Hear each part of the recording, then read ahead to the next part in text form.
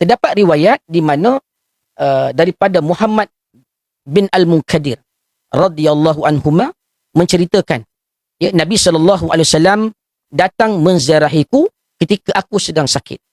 Ya, satu hari, tuan-tuan, Jabir bin Abdullah ini di dalam keadaan yang sedang sakit.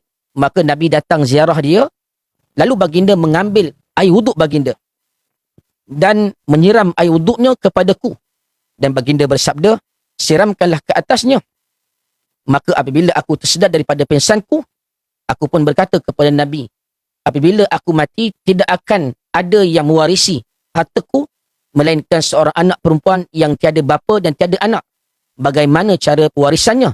Lalu turunlah ayat tentang faraid. Ini salah satu riwayat hadis yang ada dua kelebihan yang Nabi nak ceritakan kepada kita. Yang pertama tentang merawat penyakit dengan air wuduk. Yang keduanya tentang faraid, tentang pewarisan harta.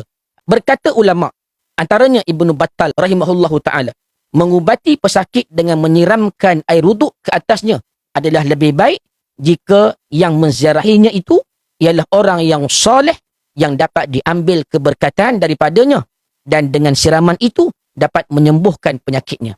Sebab itu tuan-tuan, sahabat-sahabat semua, kalau kita sakit, ada orang soleh yang datang jumpa kita, ziarah kita, minta dia doakan kita yang pertama. Yang keduanya, kalau boleh, minta dia ambil wuduk, dan lebihan daripada wuduk dia itu, kita ambil untuk kita sapukan ataupun kita siramkan kepada tubuh badan kita yang sakit itu.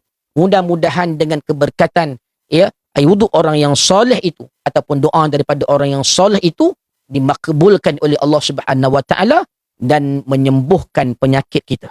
Di dalam kitab Tibbun Nabawi, dalam kitabnya menyatakan ramai di antara kalangan ulama salaf yang berpendapat sebaiknya tulisan ayat-ayat Al-Quran, ditulis ayat-ayat Quran, kemudian dibuat minum.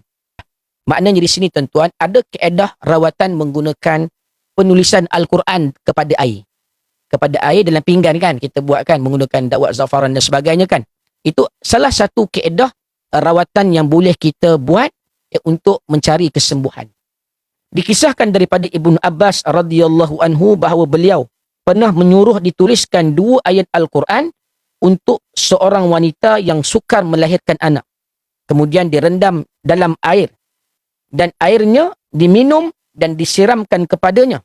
Maka Abu Ayyub berkata, aku pernah melihat Abu Qilabah menulis Al-Quran, kemudian dia merendamnya dan meminumkannya kepada lelaki yang diserang penyakit.